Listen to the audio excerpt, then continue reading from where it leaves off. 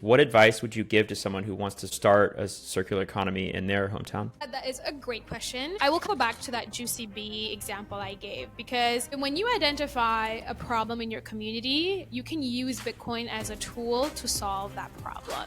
Now, you want to solve that challenge for your community, for your clients, for your peers. How can you potentially use Bitcoin as a tool to empower them even further? Because the more we're using Bitcoin as a tool to solve these challenges, the more people will use it because we're actually solving a problem, right? Have small meetups. Don't be afraid that, okay, no one will show up. Sometimes no one will show up, but then sometimes one person shows up and then it just, gets bigger and bigger from there. So holding local meetups, virtual meetups, there is honestly endless amount of opportunities that you can do here if you truly want to spread knowledge and education. And I think that is really what's needed for a successful circular economy, is that these merchants need an opportunity to come together and ask questions. How do we take what someone is doing in a circular economy here in Peru, in Motive Peru, to something like Bitcoin Ola in Botswana, in Africa, and how do we learn from each other?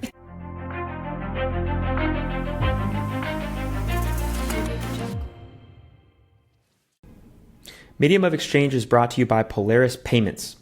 Let's face it, for now, businesses still need to take fiat and credit cards. Polaris Payments helps with all your credit card processing needs using a consultative approach. Think of Polaris like a performance coach, helping take your business to the next level when it comes to accepting all forms of money. For more information, check out polarispayments.com. Now let's get back to the show. I mean, we can keep riffing off that, Anuja, if you just want to take a step back, because I think getting into your story and your background, I'm going to just hand it off to you and let us know how you got into Bitcoin and what that journey has been like for you. Yeah, I'd be happy to share. So I'll give you guys a little bit more context on my background and what my journey was into Bitcoin. So I'm Indian, but I grew up in Canada. I did engineering, and then I got a job at Microsoft, not as a coder or a programmer. I actually suck at coding, but I'm very much like a people person. I love being around people, so I know that's kind of what I wanted to do, and I've always had this curiosity with technology. And so I ended up in actually technical sales at Microsoft, which was like a perfect mix of understanding the technology, but being able to help people solve business problems that are happening in their industry, which was super cool. So I would say I did that for about 7 years. I was very much focused on climbing that corporate ladder. And I did love what I was doing. But I think after kind of during the time where COVID hit, and a lot of us went through some realization and reflection of like, is there more out there than climbing the corporate ladder? Is there more to see in this world? And my husband and I really do share this like passion of travel. We love to travel and really, have new experiences. And so we decided that, we don't want to have regrets, and we don't want to have like, what if there's something else out there? Because we could have just stayed in the corporate world. Like it's a great life. It's what most of us do. It's the golden handcuffs, right? But we did kind of decide that if we're gonna do something like quit and travel, this is the time to do it. This is the time to take a little bit of that risk. So we pretty much put together like a timeline. We saved towards it. We booked like a one-way flight, and we quit our jobs. And as we were going through all of this, my view on Bitcoin at this point, to be honest, was it's just an investment. And the reason why my viewpoint was that from that lens at that point is because my husband was really, really passionate about Bitcoin. Like this, I will tell you guys, he was a little bit crazy to a point where he was out on the streets holding a sign that said like, ask me anything about Bitcoin. Like every day this guy went out because you know what he realized? Like, he's such an interesting character, and that's why I love him. Because he realized he was spending so much time on X, and on X it's like the same things, same people that are saying. He's like, I need to get out of this and I need to see what's happening in the real world. And he's like, well, how the hell do I even do that? We were in like a small city in Canada. We weren't in Toronto at this point. We were kind of out west in Calgary. So he's like, I'm just going to go to the streets. And so this is while I'm still working at Microsoft. And he's literally standing on the same street that I usually take my clients out for lunch or dinner. And in my head, I'm like, I hope I don't freaking see him on the street, because then I have to explain to my coworkers or my clients that what my husband is doing. And I thought he was crazy at that time. But long story short, that probably gives you a perspective of how passionate he was. To a certain extent, that made me feel like, okay, well, since he's so deep into it, he knows it, like, why do I have to know it? You know, and a lot of times in like a couple, or, you know, when your partner's into something, you're like, okay, well, they got that covered. I'll focus on something else. And so, you know, of course I was curious and I would ask him a lot of questions, but there was nothing that was making me like genuinely be like, I really want to look into this. Okay. So that's kind of the backstory of like where I was at when we decided we were going to take some time off to travel. And both of us really, really wanted to see Africa. It was a continent that was very untouched for both of us from just like a travel perspective. And my husband, his name is Santosh, and he was really curious about how Bitcoin was being adopted on the ground in Africa. So it wasn't until we started traveling and we landed in Egypt, and that was my first-hand experience of actually seeing the impact of inflation. Because yes, we see it, we hear about it in Canada, in the States, in the West, but I don't necessarily know how much we feel it, you know? Where when we got to Egypt, I learned something that was so interesting, guys. Like when we got there, we exchanged some US dollars to Egyptian pounds just at a bank, but we met some locals and they're like, no, don't do that, because there's actually a black rate for US dollars on the streets, which in my mind was like, I couldn't even comprehend that that was a thing, because their currency is losing purchasing power pretty much overnight. And so the locals in Egypt are wanting to save their money in whatever the strongest currency there is. And for them, it's US dollars. So they're like, we'll pay you more Egyptian pounds for your US dollars. Give it to me and don't go through the bank. Seeing that, hearing stories of, you know, these small business owners that pretty much have lost their savings overnight, or like half of their savings are being slashed overnight. And it was just so unfortunate. You know, it was really, really sad to see it.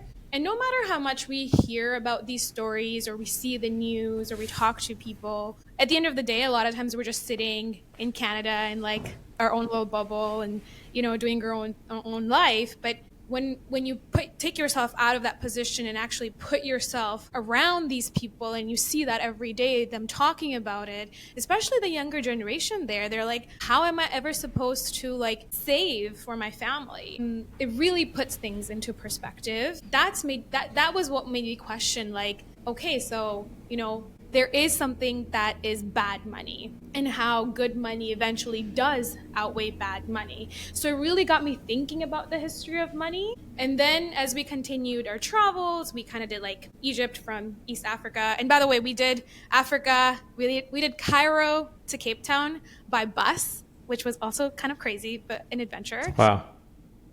And we crossed kind of like on the east side of Africa. So when we were in East Africa, so I'm talking like Kenya, Tanzania, Uganda, that was when I saw actual medium of exchange. Like that's when I saw people accepting Bitcoin. That's when I even heard the concept of like a Bitcoin circular economy and what that is. And that again was another like moment where everything just like clicked for me, where it's like, wow, first Egypt, you know, their local currency is pretty much dying. So what are they supposed to do? Then you're seeing more countries that are actually adopting Bitcoin, and they're using it as money, and they're able to empower these small businesses. They have a better way to hold their purchasing power.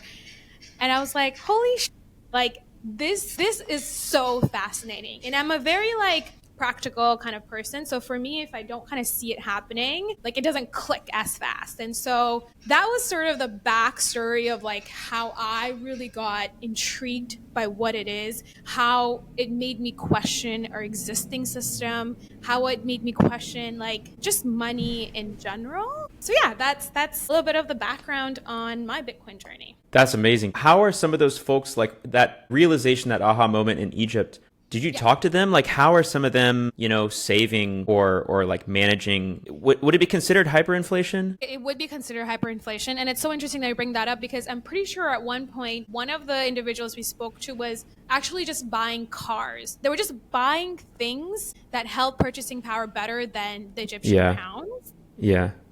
So many of them were just finding their own ways, whether it's land, whether it's, cars, whether it's something that's like a limited resource, right? That hopefully will keep appreciating in time. And the very, very unfortunate part about Egypt, guys, is actually it's one of the only countries that we've been to that actually has come out and said that Bitcoin is illegal. So we couldn't even really be as vocal as we wanted to, because even if we spoke to a lot of the business owners, they couldn't put like a Bitcoin sign or we accept Bitcoin because they were telling us stories like they might even go to jail. Like it's really not something that they're allowed to do. So yes, even if they did understand Bitcoin, even if they wanted to accept Bitcoin, they can't even be vocal about it, which again, very unfortunate. And honestly, Jason, I think most of them just try to get jobs. Like the younger generation will try to get companies that are, from the States so they can earn in US dollars, or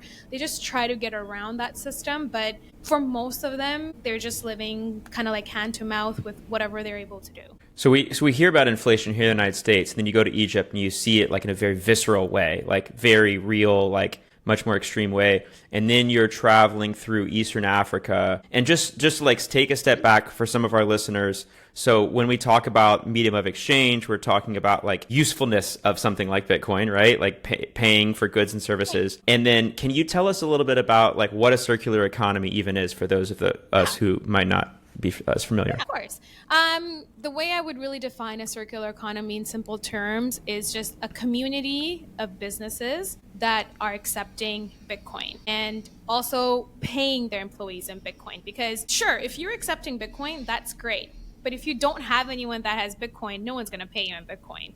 So first of all, how do you get Bitcoin into the hands of people there that will then want to spend it at the merchants? So you have to create some sort of this like chicken and an egg, some sort of a circular motion here, right? And so that's what we've seen in many of these circular economies is that a lot of merchants, not a lot, but let's say a handful of merchants are accepting Bitcoin. But what they're telling us is that only 1% of their payments come in Bitcoin because no one really has Bitcoin to give them, right? So in order to have like a successful, circular economy, like the thought leaders or the leaders of that community need to figure out like how do we get our community paid in Bitcoin so they actually have access to this money that they can go spend. And I can give you guys like this example of a juice shop in Uganda. So we spent about 3 months in Uganda, and what we found was that Uganda actually has some of the most sweetest fruits that we've tasted, like super sweet. Their pineapples are amazing all year round. But what we found was that they didn't really serve like natural juice. A lot of the juice was still like had a lot of preservatives, and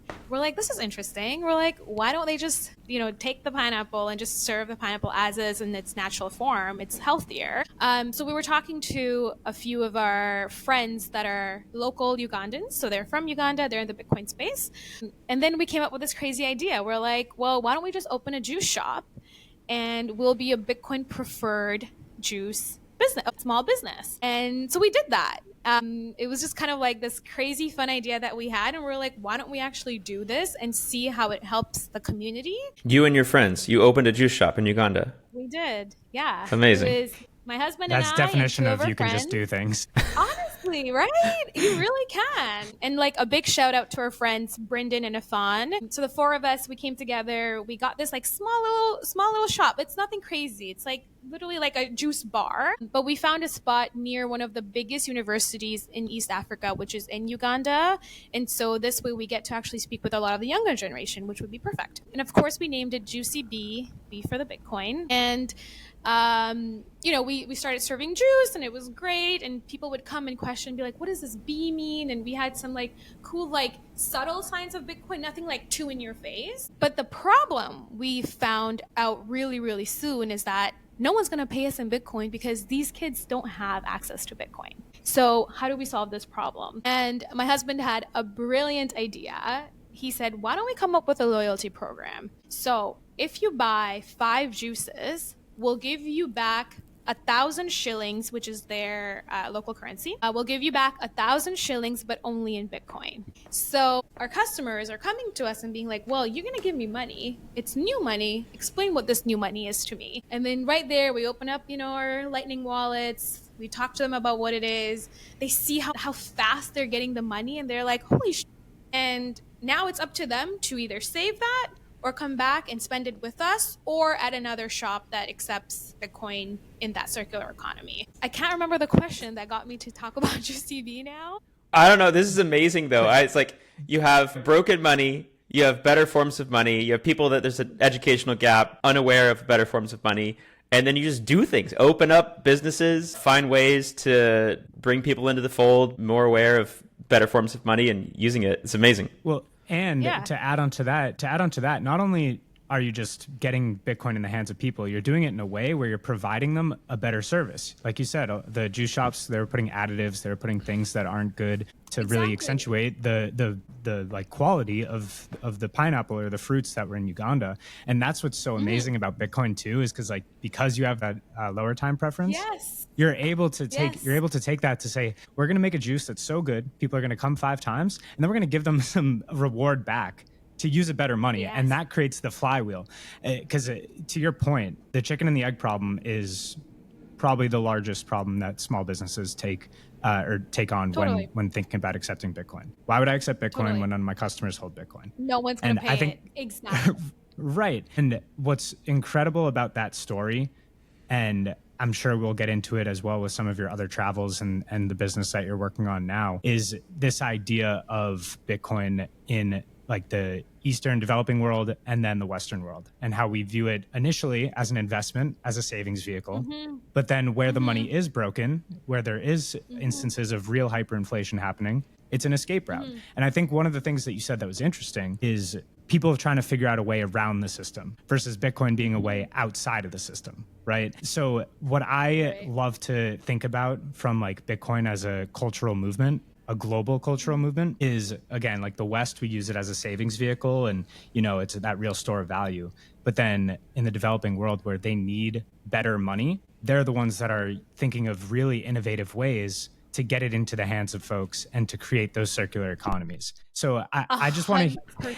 I love that. Yes. And then eventually water will find its level and Bitcoin, we're in a hyper-Bitcoinized world. That's my long drawn out thesis whether it takes 10 or 20 or 100 years, that's, I think, what's going to happen. But go ahead. I'm trying to think of that one line where it's like, how a lot of the innovation is created from challenges, There's this, I can't think of that saying, but I think you guys know what I'm trying to say.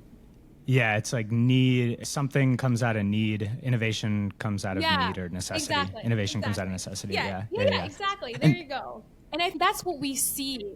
Yeah. And that's where really my follow-up question is, so you start Juicy Bee and you see Bitcoin get in the hands of these students. What was that next step where you were like, oh, this is kind of catching fire? Were there other businesses that, were kind of copying or following along your lead? And what was that experience like of really seeing a circular economy start to form? So I would say in Uganda, there were already a few businesses that were accepting Bitcoin. So it definitely kind of continued to motivate them that, hey, there's new businesses coming out that will accept Bitcoin. I think for me, what was another really interesting kind of turning point or that next step was when we hired our first employee, because initially for the first month, we all just took turns running the juice shop. And then we're like, okay, now we've got it to a point where things are streamlined. We can, potentially hire someone. And so we hired this super excited, energetic kid. I say kid, but he's like in his 20s, like a young guy. And we, of course, wanted to bring him, he didn't know anything about Bitcoin, but we wanted to bring him up to speed on what Bitcoin is and what we're doing as a business, really wanted to empower him. And it came to a point where in a couple of weeks, he was like willing to be paid in Bitcoin. And to us, within a couple weeks.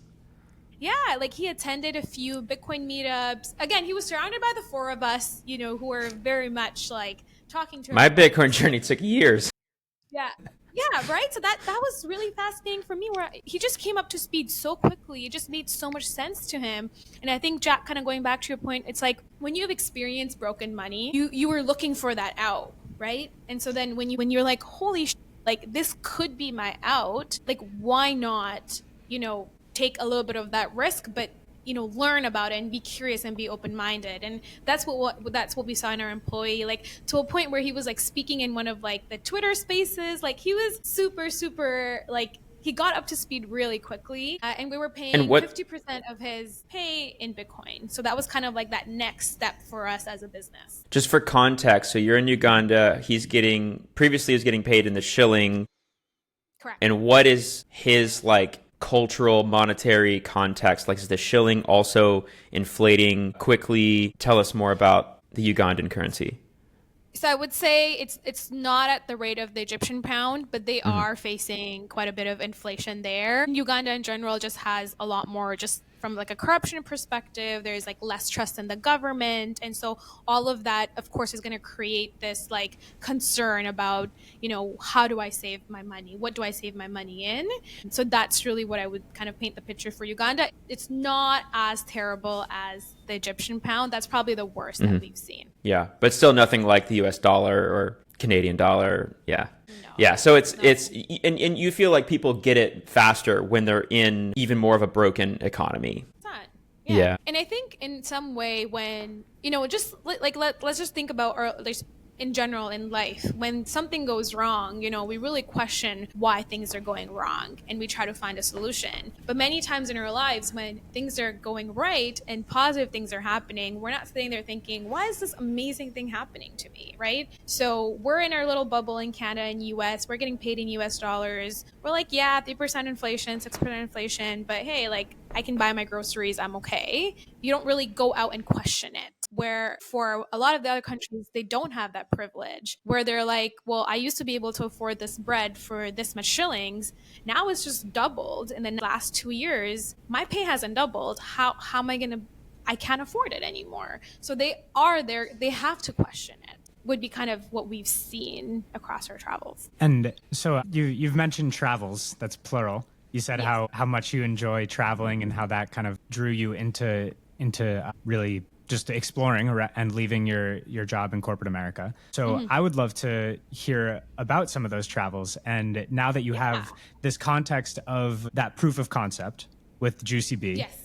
and creating this business and creating this circular economy, or helping accelerate this circular economy, and then continuing on across the world. You mentioned at the top where you currently are. Would just love to hear what has happened in combining travel and Bitcoin and what you're currently working on. So ever since we left home, we left Canada in August 2023. Then our plan initially was to do 6 months Africa and 6 months Central and South America, until we got to Africa and we realized that this continent is massive. Like, of course we know it's a huge continent, but because we were taking buses, we're like, they were 16-hour bus rides from one country to another. It is huge, okay? And we realized that we actually really enjoyed the slow travels more. We like to get, like the example I gave, we want to be part of the community. We want to give back. We want to meet people. And so we realized 6 months was just way too fast. So we're like, screw our plan. Let's just go by how we feel. And we met so many incredible people because we did that, and I'm so fortunate. But while we were traveling, and as I got more intrigued with Bitcoin, Santosh and I tried to find as many businesses that would accept Bitcoin from a tourism perspective, because we were still there to travel and experience. We still wanted to do like cool things, adventurous things, safaris. Whatever we could do and pay in Bitcoin would be ideal. Now, BTC Maps is there for sure, but many times, like the listed business, it's not fully verified. Like they might not be there anymore, or something has changed, or their contact information is incorrect. And obviously, it's an open source platform, so we appreciate that these things will happen and it's going to get better. So we tried our best to use BTC Maps, but it just wasn't really working out for us. And so we were reliant mostly on word of mouth, and through a lot of the community leaders. So these are the individuals that really empower these Bitcoin circular economies in each of the countries. So you'll usually find one or two people, whether it's on X or Nostr, somewhere you'll find them. So through them, we would ask like, hey, do you know any businesses or any tour operators? We want to go see through this. We want to go and see these waterfalls. We want to go whitewater rafting. Like we want to go gorilla trekking. Like who can we pay in Bitcoin that will do that for us? So it definitely took a lot of effort to find them,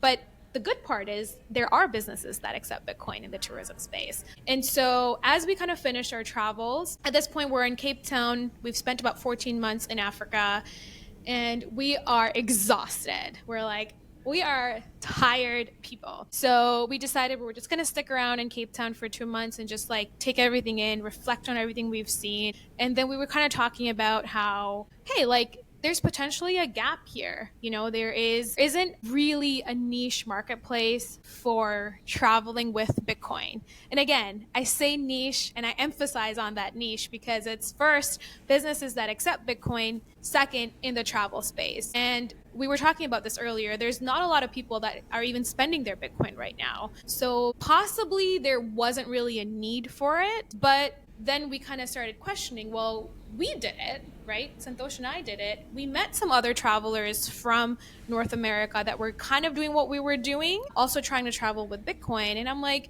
I do see that in the next 5 to 15 years, people are going to realize that, hey, I need to spend my Bitcoin on things that I hold value to, or I want to spend Bitcoin on things that brings me happiness, right? And travel is a big part of that. It is definitely a privilege to be able to travel, but people will eventually want to spend their Bitcoin on experiences. So that's where kind of that connection came of, well, okay, why don't we create a marketplace that allows travelers to easily find tour operators that understand what Bitcoin is, accept Bitcoin, and just make that process a lot more seamless. And I wanted to take it a step further because I think it's also very important that we highlight a lot of these community leaders that are doing so much work on the ground to actually help businesses adopt Bitcoin, to help education in their communities, in their cities. And so we also showcase all of these leaders on our marketplace. So let's say if you were to go to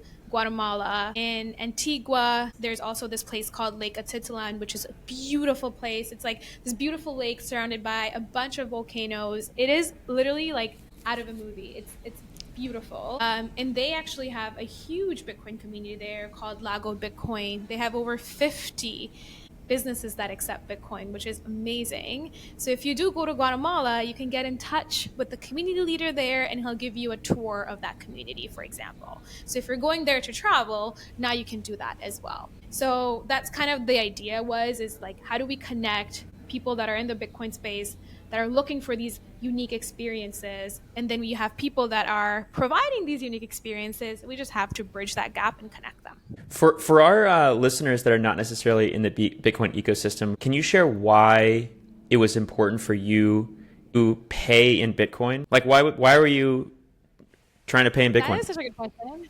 That is a great question. I will say for us, I think two things, right? Because we do see it as money, and if it's money, then we need to be comfortable with spending it. We need to be comfortable with knowing that it has to create some sort of a circular motion for it to be money. Otherwise, if it's just sitting, somewhere, it's just an investment, it's just an asset. And two, for us, we want to get this good money into more hands, because only then can we create that ripple effect. Because if we're all just holding on to our Bitcoin and we're not empowering these small businesses, we're not empowering communities, we're not empowering individuals, how are they going to get Bitcoin? Because many of them don't have the privilege to just go and buy Bitcoin.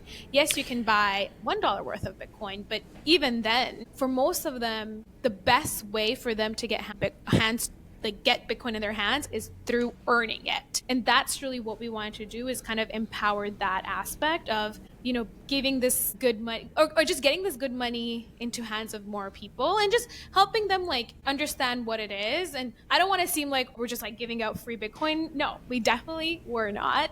We were still getting something back in return, right? It was just a payment method. And many times, we've had people be like, you guys are crazy. You guys are just spending your Bitcoin. But guys, you can spend your Bitcoin and replace it, right? Like if that's really your concern is that, hey, you don't want to let go of your Bitcoin. Yes, I understand. Spend your Bitcoin, pay with it, and then use fiat or whatever method you have, and you can replace it if that's really your concern. But that's kind of a different story. So you feel like Bitcoin is good money and you want others to be aware of and use good money. Do you feel like your experience in Egypt was like, man, people are suffering. I want to do something about like human suffering, and money plays such a deeply integral role into the suffering of these lives. Like, how do we 100%. Provide good money? Yeah. And it's like, and how do we make it more accessible? And then just kind of going back to that point of, I don't know, depending on who our listeners are and where they come from, many times we'll be like, okay, well, I bought Bitcoin. But you have to remember, most people just don't have savings that they're sitting on where they're like, I'll just buy a little bit of Bitcoin today. They can't do that, right? So it's like, how do we make it easier for these people to actually earn it? Because that's the only way they're going to get access to Bitcoin. And I think that was what was really motivating for us, is like, we're helping them understand what Bitcoin is.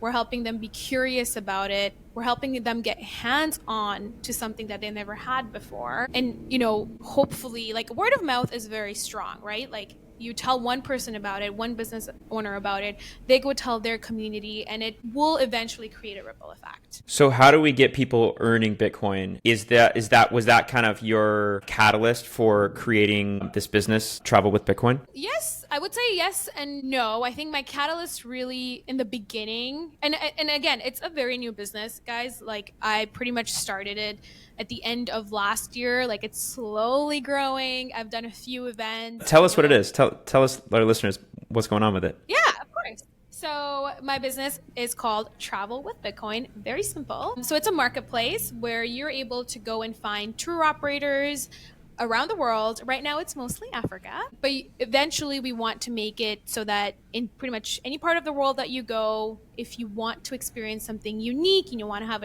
some sort of a tourism experience, a local experience, a culture experience, you'll be able to pay for that in Bitcoin and get connected directly with a tourism operator. And I also want to emphasize that there are verified tour operators. These are individuals that understand Bitcoin. There's a backstory of why they accept Bitcoin, and we're very transparent about that. It's all listed on our website, and it also helps us just grow this community. The more like-minded people that meet each other from different parts of the world, we're able to share that knowledge. And that's really what this marketplace is about. We also do events. We've done 2 events so far. We normally do these events during Bitcoin conferences, because you'll find that at a conference, a lot of people from outside of the country will come to attend the conference, and they'll naturally want to do something touristy. So we put together like a day event or 2 days event where we plan everything, and then you're pretty much paying in Bitcoin, so you get to travel with Bitcoin. We also eventually want to get into corporate retreats, and I think that could be really, really fascinating. And again, I think you're probably seeing a similar theme here. It's all about community, and bringing communities together is really the goal. But Jason, you kind of got me thinking about something else as well, as,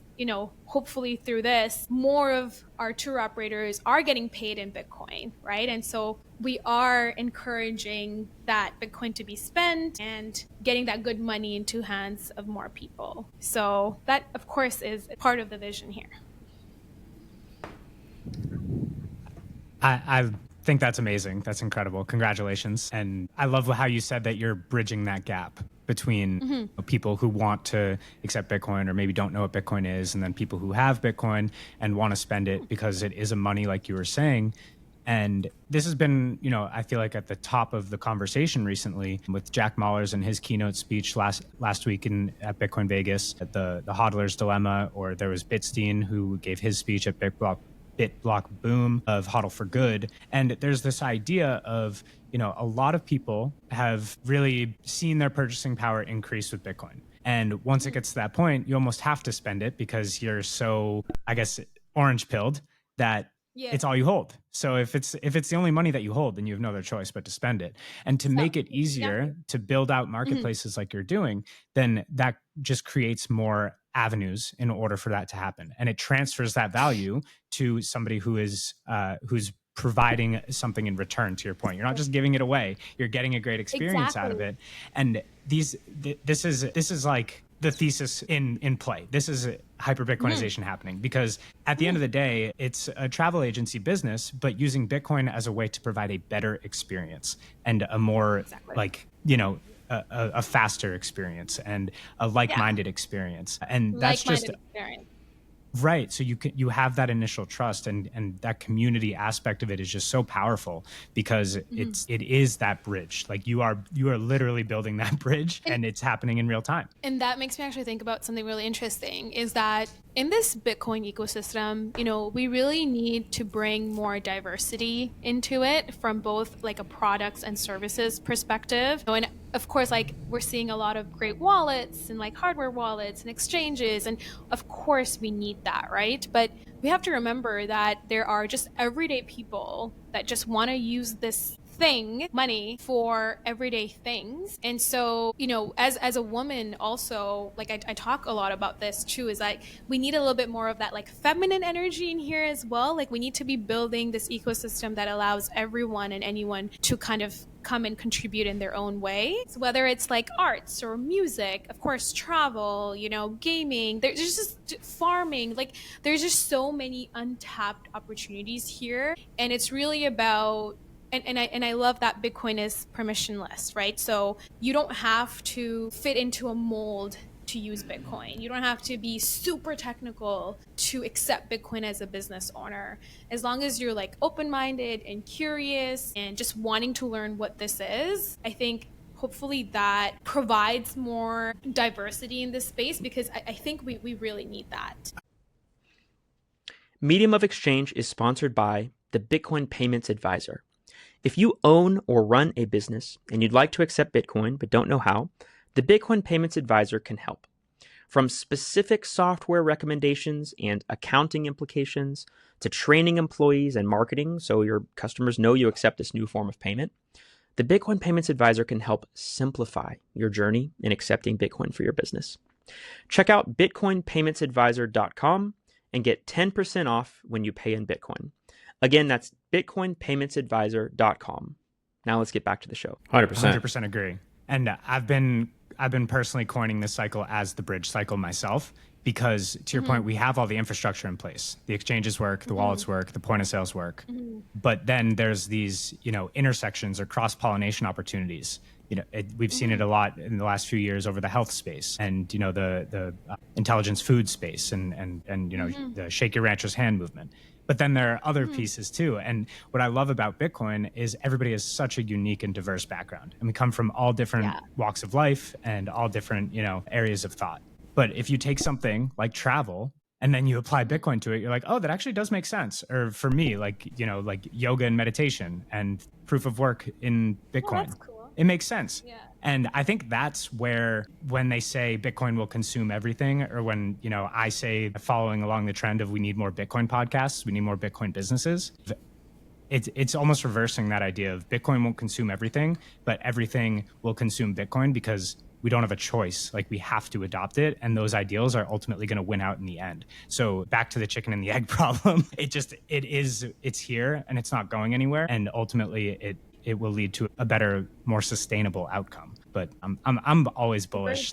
So, I mean, for now though, you still have merchant adoption like challenges. Like what has been your biggest challenge, Anuja, when you go to these merchants, these travel operators, like you try and convince them to accept Bitcoin? How does that go? So I will say right now, my focus is onboarding merchants that already accept Bitcoin, Jason. I'm not at a point where I am going and trying to convince tour operators. I think that time will soon come, because there's only a limited amount of tour operators right now that are accepting Bitcoin. So what I will say is some of the challenges that we had when we were traveling and trying to talk to business owners, not just tour operators, but just merchant adoption in general. I think a few challenges, we sort of touched on it already a little bit. One is, maybe they just don't understand what it is. Like that's the biggest barrier to entry. But the other part really is, okay, well, I do understand it, but no one's paying me in Bitcoin. So why does this really matter? And I think that is a really, really big challenge. And that again is not going to be solved right away. That really depends on,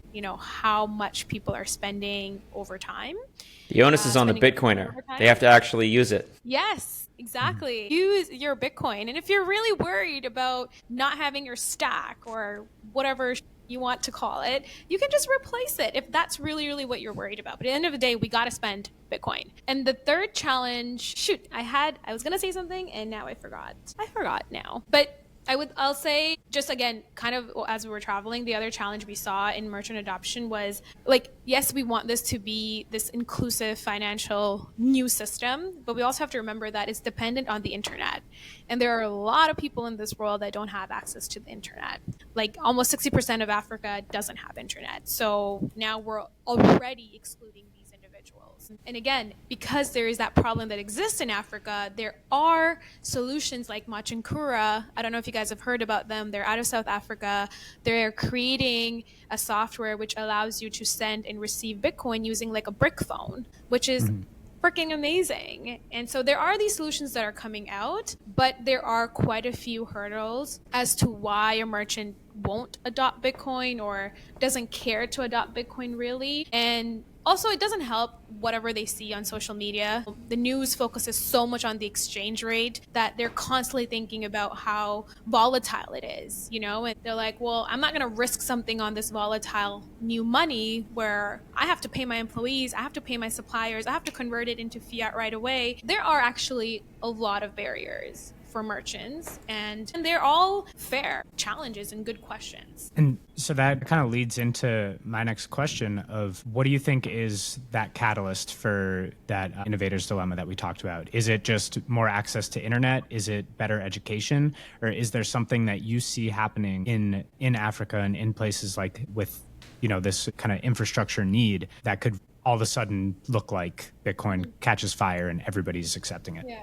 That's like a loaded question because, I think like the basic is infrastructure, right? Like, yes, okay, once everyone has access to internet, then it's like, okay, do you have enough money for a smartphone or are you using the brick phone? So like that is from like that just fundamental level of just like having access to something that then allows you access to Bitcoin, right? I feel like what's really going to drive more of that, like how Bitcoin is going to catch on fire is I think when more like government related officials or more of the known international companies, more of those, like big consulting firms, like when they're coming out with a positive view on Bitcoin. And I think that will drive a little bit of that trust in the everyday people, because otherwise they're going to have this fear of, okay, well, what if it's going to be banned in a year? What do I do? What if it's going to be illegal here? What if the government tries to take it away from me? Again, we know that's technically not possible, but if you don't understand Bitcoin, those are all concerns you're going to have, and those are all concerns I had. I'm not going to lie, when I first started my journey, I was like, well, what if it's illegal, or what if Canada doesn't allow this, or how am I going to sell? Like, you just have all these concerns which are fair. So I feel like until there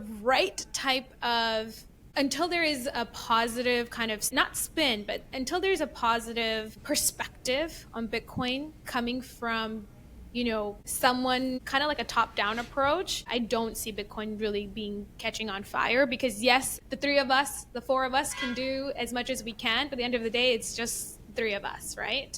So that was kind of a bit of a messy answer there, but I feel like it makes total sense. It makes total sense. Like there still is that aspect of all of those concerns, especially for non-technical folks, of really understanding what a bearer asset and a money that is programmable and decentralized and permissionless really unlocks, because that's just not how, like we were talking about. This is outside of the system. It's something entirely new. It's not just a workaround to get an access to a quote unquote better dollar, but it's a literal better money. I mean, it does help when we hear news like Square, obviously enabling their customers to accept Bitcoin. That is huge. So, I think we are getting there. The fire is very small, but like eventually it'll catch on fire. So, yeah. Yeah, did you see that announcement, Jack? I don't think we've talked about that at all. So I have seen the announcement. I was so busy in Vegas that I missed the announcement, but yes, I did. I did see that. I'm still catching up on all of the news over the last few weeks, just with everything that's happened. But it does seem like Square has what? So they enabled merchants to both accept Bitcoin and convert payments, which was already existing, to Bitcoin, right? Yes. Basically, they, retail, so many merchants that I talk to are like, I want to accept Bitcoin integrated into my point of sale system. I don't want a separate iPad and so this kind of solves that problem for retail. It's still a little bit of friction because when I went to the booth at the conference to pay in Bitcoin at the Square POS, they just automatically default it. It's like tap here to pay with your credit card. And I was like, oh no, I want to pay with Bitcoin. And then she has to press the back button, scroll down a little bit through like gift cards, credit, debit, cash, etc., and then hit Bitcoin. But then it just pops this amazing little QR code. It's faster than Visa. It's just like boom, instant. And it shows the number of sats, the number of dollars. And the crazy thing is that when I asked the person attending there at the booth, they were under the impression that the merchant's going to have to set it up. And so then I'm thinking, oh gosh, there's so many merchants that just won't ever go through the hassle of setting it up. But no, according to Jack Dorsey on Twitter, it's going to be enabled by default. So by 2026, merchants will by default have the ability to. So basically, if let's say I'm a customer, I walk in, order a coffee, and Bitcoiners will have to pause. Their muscle memory might be to pull out their credit card, at least for me, or tap to pay. But just pause. Remember, hey, no, this is a Square terminal. They're going to accept Bitcoin, like definitely, when it's enabled next year. And so then he just pulls up a little Lightning QR code, and you just pay, and it's pretty cool. It's pretty cool. Cool. Yeah. And I think that brings up a good point is for the listeners that do have Bitcoin and they want to spend their Bitcoin, like, don't be afraid to ask when you get to a restaurant or a coffee shop if they accept Bitcoin. We probably stopped doing that a little bit now, but when we were first traveling, we were so excited about this that we would approach any business and be like, do you accept Bitcoin? Do you know what it is? Right. And so don't be afraid to ask because you never know. How do you explain the value I interrupted you a little bit there, but when you're in the middle of that conversation, how do you explain the value of Bitcoin to that merchant? So I learned this. I learned a lot of these fundamental concepts from my husband for sure. And so the one thing that I loved that he would do is you have to meet them where they are, right? Like we talk about that a lot, but just meeting them where they are is so important because you approach a business owner that's selling I don't know, snacks or something just very basic, right? Or just clothes, apparel. Let's say it's a clothing store. They make their own clothes. They're selling it. For them, if you start talking about it's decentralized technology, it's peer-to-peer, like they're just going to blank out and they're like, I don't understand what you're saying. And there's a bit of a language barrier too, right? So you have to be careful of that. So you're trying to simplify what it is, but you have to kind of speak in their language and you have to help them understand okay, what do you consider that's super valuable, right? So if they're an apparel store, they'll say, well, this silk fabric is super important to me and is really valuable. And then Santosh would say something like, okay, well, what if there's only, 10 of these pieces ever in the world? How many would you want of this? And, naturally, this person that holds a lot of value to the silk fabric will be like, I want at least 3. Some will say 1, some will say 3, some will say all. So just helping them understand just that concept of scarcity and, then kind of taking that and applying it to Bitcoin. Yes, you still have to explain to them kind of history of money, but just kind of getting that concept across of this is a very limited resource that's out there. And then you go simple into supply and demand and kind of just things start to click in their heads and they're like, oh, wow, this is interesting. And you also don't want to overburden them with too much information because then you get into the whole, well, this is sats and what is sats? And there's that whole, it can be overwhelming. So you just want to leave it kind of very generic in the beginning, just get them to be curious, but then leave them access to something, whether it's a YouTube video, whether it's, follow this person on X, whether it's follow me on X, this is my WhatsApp, this is my, just give them something that they can follow up and see and try not to overwhelm them in the beginning. Listen to my podcast on the Medium of Exchange episode. Exactly. Listen to Medium of Exchange. Yeah. But honestly, that analogy has worked really well because you can really relate it to what they find what is important. That's really smart. I like the idea of, if you're on a one-on-one conversation, you just say like, give me an example of something you really value, is it this thing? And then it provides a tangible, relatable element. Sometimes I'll explain it as the cost of living. I mean, ultimately it comes down to scarcity, but the cost of living, how the cost of living goes up every year, right? The price of eggs is going up, the price of gas is going up. Well, the cost of living for those who are saving and using this other form of money that isn't, constantly devalued and printed into infinity goes down every year. And so what if the cost of eggs went down every year? Or what if, your cost of living, I mean, it all goes back to scarcity, really. But I like your idea better, I think. I just love how we started with you talking about how your husband was literally holding a sign on the street saying, ask me about Bitcoin. And then it just transforms in almost full circle to like, okay, what do you value? Well, here's why Bitcoin will help you value that even more. Yeah. And it's like that journey of, when you go deep down the rabbit hole, you want to share how amazing like the difficulty adjustment and the solution to the Byzantine generals problem is. Most people they need to open that door themselves, right? Like you just, as people who are kind of spreading Bitcoin adoption, you just need to provide a look into the window or a step into the door for then people to take their own journey. And ultimately you get sucked into the rabbit hole. Totally. They'll like Bitcoin will do its thing. Like it'll just keep producing blocks and it'll keep getting people more and more interested because of just how interesting it is. It is. And I think like two things I want to say here is like you made a good point, like, kind of open that door for someone to get interested in Bitcoin. Because if you try to force your opinion or your view and your perspective on Bitcoin, it doesn't really resonate with everyone else. Like it kind of clicks for everyone in a different way. So just nurture them and help them get there, but let them make that decision on their own. And then the second thing I was going to say, gosh, I keep losing my thoughts. It'll come back. That's a sign of good conversation. Yeah. There's just so many ideas that are so much, that are sparking. Yeah.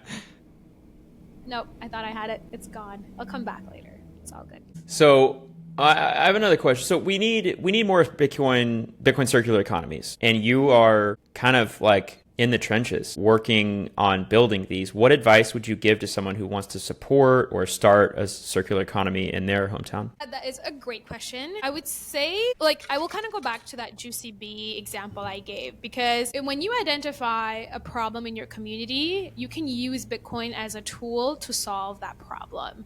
So, whatever the industry that you're in, whatever community you're in, there's going to be some problems. There's going to be some challenges. Now, you want to solve that challenge for your community, for your clients, for your peer. How can you potentially use Bitcoin as a tool to empower them even further? Because the more we're using Bitcoin as a tool to solve these challenges, the more people will use it because we're actually solving a problem, right? So I think that is a very interesting way of looking at a circular economy.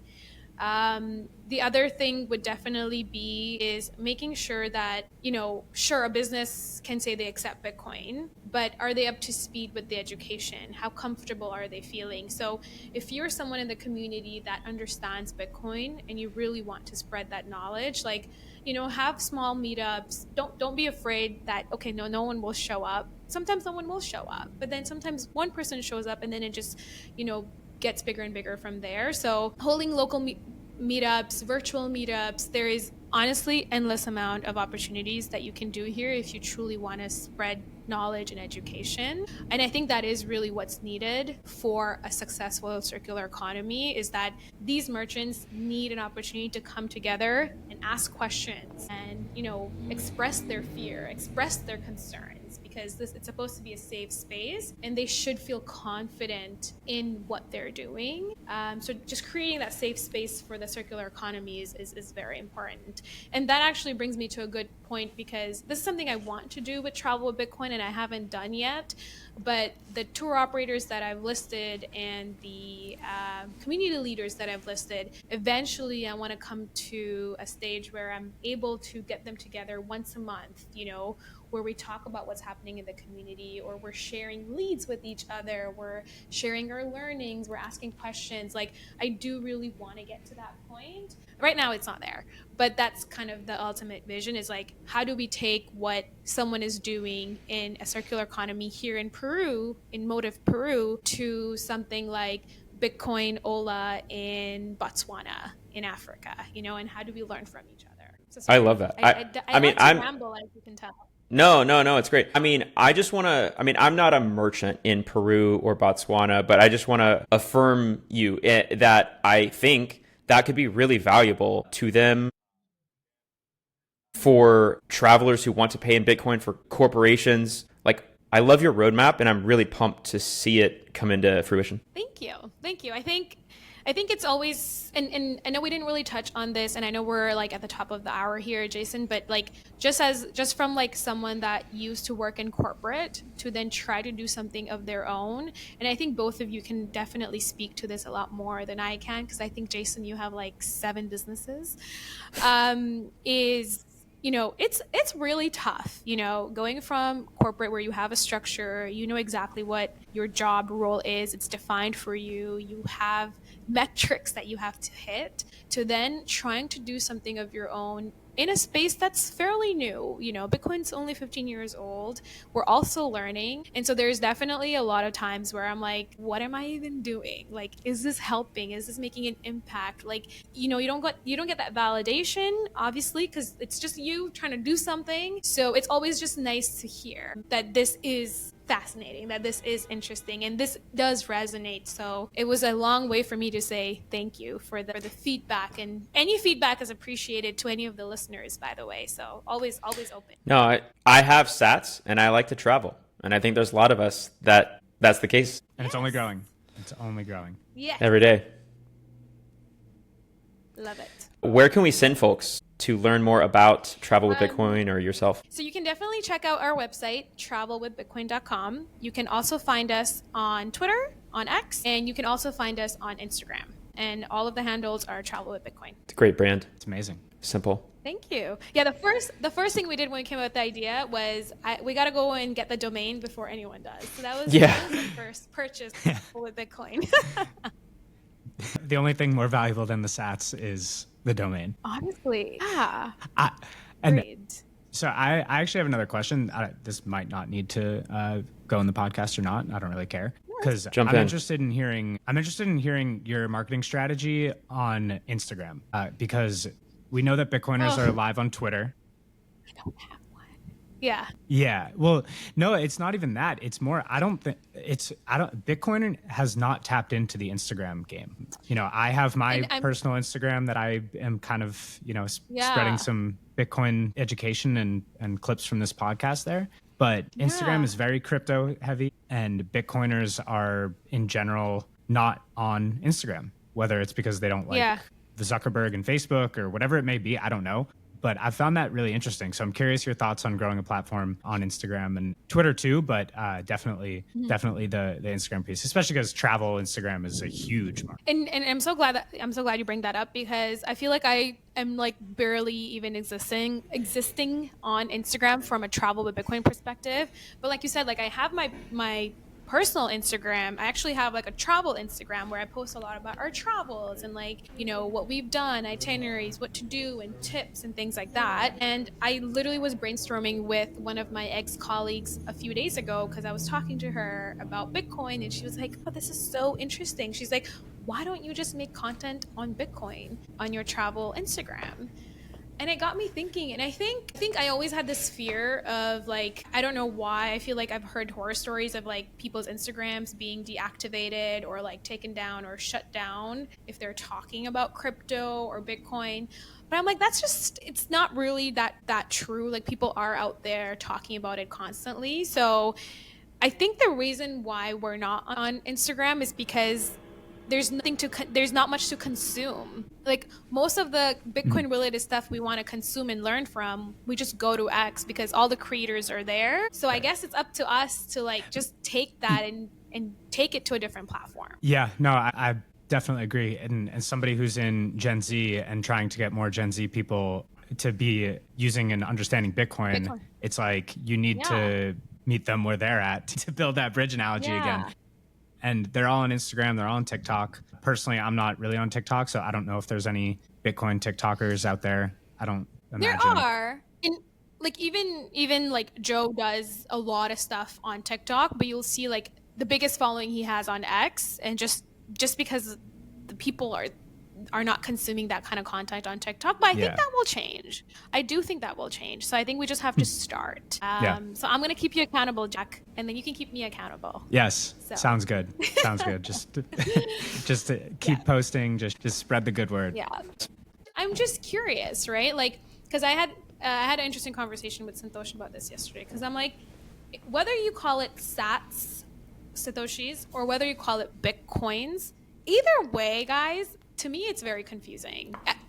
Like, as if I put myself in the shoes of someone that's new, because if it's now called Bitcoins, so now they'll see something that will say like, this is 10,000 Bitcoins, and they're gonna be like, holy shit, that's 10,000 Bitcoin? Like, and then you have to be like, no, that's Bitcoins, which is 100 million Bitcoins in one Bitcoin. Like, that's confusing. No, I agree. So I have two parts of my answer. One, there's a concept that I learned recently called like bike shedding, where it's like basically you argue about the wrong thing.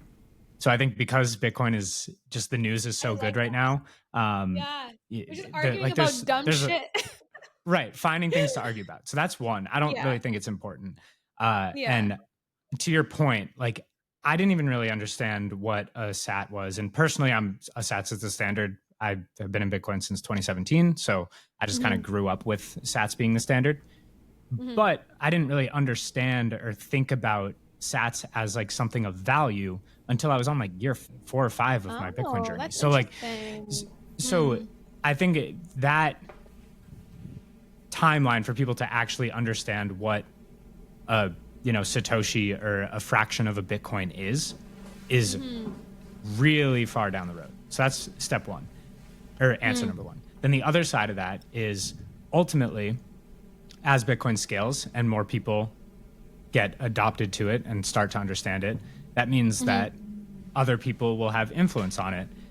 So going back to the chicken and the egg problem, I think whatever business creates the greatest experience to onboard the next 100 million or 1 billion users of Bitcoin, it'll be that like technology or whatever, I think will make that decision almost unilaterally. Like, obviously it'll have input from the community and whatever, but if you're Apple and you have over 1 billion iPhones in the hands of people right now, and they just pushed a Bitcoin wallet into everybody's Apple wallet, and they decided to use bits, then like, you can try to change it, but good luck, because that's a big machine. So it doesn't really matter. Like, I think if we have to try to tell people that, there's now, I think the number was like 2.1 quadrillion Bitcoin. If you multiply 100 million times 21 million, like that's, to me, that's fiat, right? Because it's a number that's so large that you can't even comprehend it. So that's why I like 21 million, because 21 million, you're like, oh, that's a lot, but like, it's not, it's not like unlimited. Attainable. Exactly. Quadrillion sounds fiat. It sounds like, quadrillion, like what? So again, it's a fun debate. It gets very philosophical in terms of human nature, but at the end of the day, like I said, Bitcoin's just going to TikTok another block. It's just going to keep going. Bitcoin doesn't care what we call it. It's true. But you made a really good point. It'll really depend on whoever is out there. Like you said, like if it's Apple or someone big out there. I mean, we're kind of already seeing it, because like with Square, they've decided to go the bits route, right? So, well, we'll have to just see. Square is interesting because they used a Bitcoin, like a B with like a $ style B with the line through, but then it's priced in Satoshis. And I put a t-shirt that was $40 in the shopping cart, and then it was I think 43,000 sats. And I think sats make so much more sense than 0.0000126. I mean, there's no, we're going to be pricing houses maybe in Bitcoin, but not retail transactions. That needs to be in sats. Exactly. Yeah. And I think for me, it just made sense when I was trying to learn about it, because you have the dollar and cents, right? Cent is completely different from dollar. Like if you think about the naming, the names of it. So just like that, you know, you have sats, which is very different from Bitcoin, but it's like the dollar and cents. But hey, like you said, Jack, it's things are going so well that we're just arguing about stuff that doesn't really matter. Unit bias is very real. I mean, I think Bitcoin should be the protocol and sats should be the currency, really, like for regular people who are making purchases and selling goods and services. Yeah.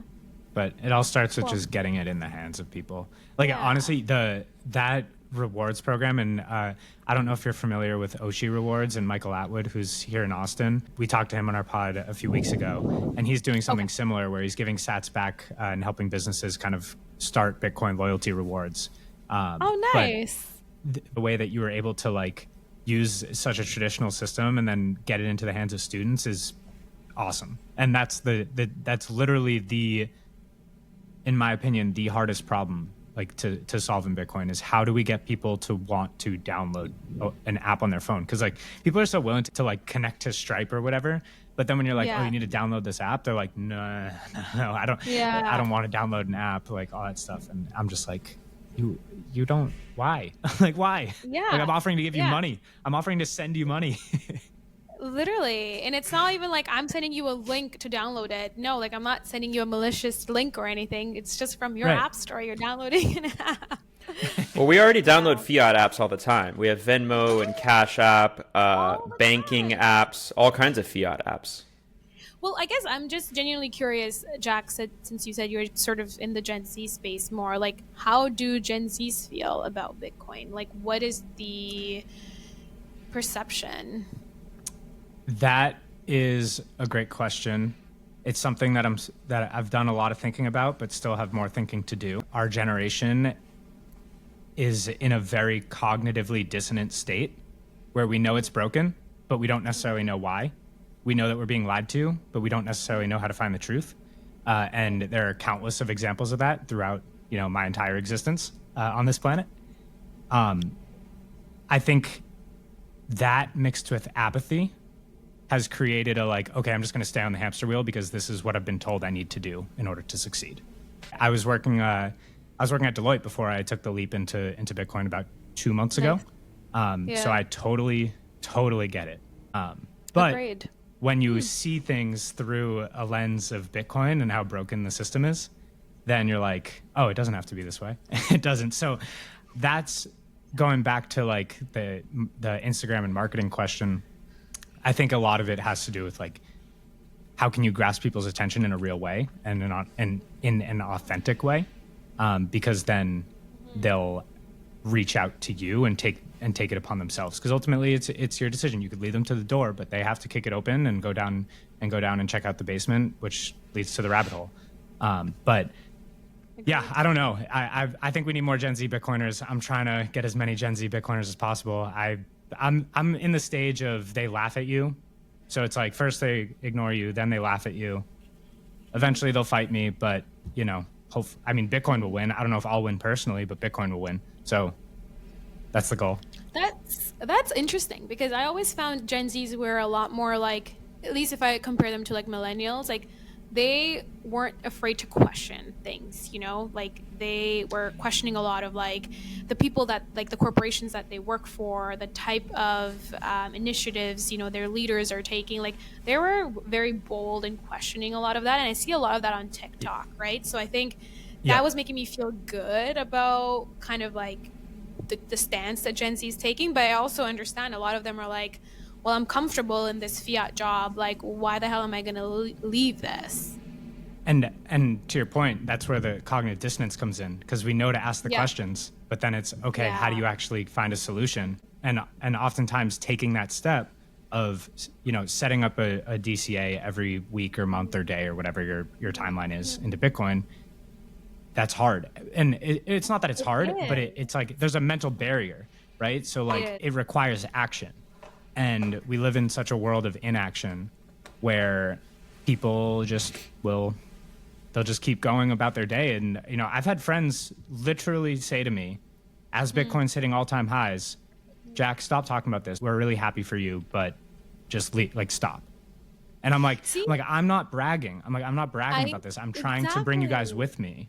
And some will take it and they'll hit me up and I'll onboard them. I will be your friend. But then I'm also realizing that it's not just, oh, you're going to get rich and you're going to, 1,000x or whatever. Maybe that'll happen. I don't know.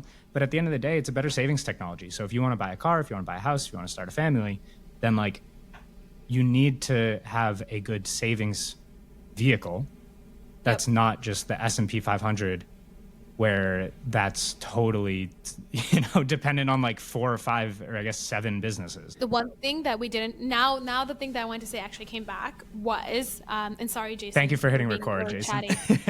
No, but we're going to put this in, for context, listeners, we're riffing and after stopping and hit re-record. So one interesting thing about, one of the most interesting things I think about learning about Bitcoin is obviously you learn about this new money and this technology, but you also learn so many concepts that are tied to Bitcoin, right? So we didn't really touch on this a lot, but the high time versus low time preference. We live in a world that is constant high time preference.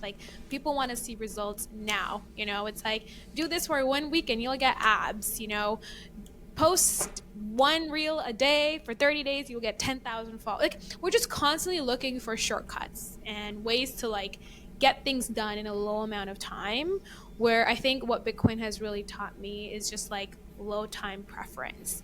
And that concept and idea applies to so many things in your life, your physical health, your mental health, your relationships, your creativity, your whatever you're building as an entrepreneur. Everything takes time, and it just kind of teaches you to leave this mindset of constantly trying to get things done or having expectations of getting things quickly.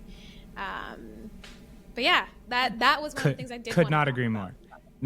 Could not agree more. And I think back to even what you were saying of being an entrepreneur, right? And I'm learning this myself in real time too, and very new to it. But when you're in these corporate type roles, or when you're back in school, you have all this structure, and you take a test, you get a grade, and you know what you got wrong, and it's all these types of things. And one of the things that I've learned to really love about fitness is you can very easily track your fitness. You could say, I was lifting this much last week, now I'm lifting this much more, or I ran a mile this fast, and the next one I ran even faster or slower. And you could start to measure it. And if you can measure it, then you can manage it. Business, more or less, is harder because you don't always see that growth. And it doesn't come in a necessarily consistent way. There are some businesses that have, and it's definitely not linear, right? So when you have a lower time preference, then you have more of a appetite to stomach some of those hardships or those confusing times or complexities. And Bitcoin, because it's going up in purchasing power, it at least alleviates some of that in some instances. But it also just opens your eyes to, I can actually think through this, I can question it, I can try to solve it. And that's what's been really cool, and bringing it to other areas, seeing traveling for, as when you can get connected with a really good tour guide who understands the history and the culture of where you're going. And I'm sure when you were on some of your safaris, you heard some insane stories and saw some crazy, 100%. Incredible things. Yeah. And if you could just have Bitcoin as the connector for that, then that's what I mean when I say it's better business, because it's not just some fiat, tour guide who's just taking you in, showing you, oh, there's that thing. No, it's this person actually cares. He grew up in this environment, and he's bought in, and Bitcoin's just the vehicle to make that connection. And that is such a good point, because if we look at the tourism business, and especially after COVID, it has faced exponential growth, which is good for a lot of the countries that, one of their biggest source of income is tourism. But a lot of times the backbone of the tourism industry. So it's like your local tour guides, or the person that's actually making the handcrafted souvenirs, or the farmer who owns the coffee farm of the coffee tour you're going on. A lot of them, they're not getting money directly from their clients. They are going through these third-party agencies, and we don't know how much of the margins are being taken away from them. We don't know when they even get paid out. Do they get it monthly? Do they get it quarterly? Like, are they getting that money when they need it? Whereas I'm trying to kind of eliminate that third party and go directly to these local tourism businesses. So now you're empowering them, you're giving them money directly in their hands. It's instant, and you know where your money is going. So that actually is another really, really good point about kind of just the tourism industry in general. And thanks to social media, like, everyone talks about, here's a hidden gem and here's a hidden gem. There's no hidden gems left at this point. But so, trying but you to can be a more conscious aware. tourist, basically. Exactly. Like, Conscious tourism. Exactly. Yeah. And how do you support local, the local communities and the local tourism? So yeah. I mean, I've listened to a book. Some people are sticklers about whether you say you read or listened, but I listened to an audiobook called Lion Tracker's Guide to the Universe, I believe. Okay. No, Lion Tracker's Guide to Life. And it was about like this guy in the African bush and talking about all the parallels of tracking lions, and he was a life coach, and just connecting those. And the whole time I was like, oh, Bitcoin is so like, this guy needs to learn about Bitcoin and just integrate it into his business. Like, oh, that's awesome. But that's hearing him like describe what it's like to, wake up at dawn and go track the lions and all that type of stuff was so interesting, because it's an entirely different world than I'm used to. I'm used to waking up and being like, oh, damn, my AC didn't pump as cold as I would have liked it to last night. So it's like, that's why personally I love traveling too, because I love exploring cultures like that, and just opening your eyes to it. Because if you don't, then you'll never see it. Getting out of our bubble a little bit, which is, we all need that once in a while. So yeah, cool. Well, should we call it round 2? Yeah. I love how we just like started jibber jabbering, and I just hit record. Figured, why not? Yeah, patch it in. This Yeah.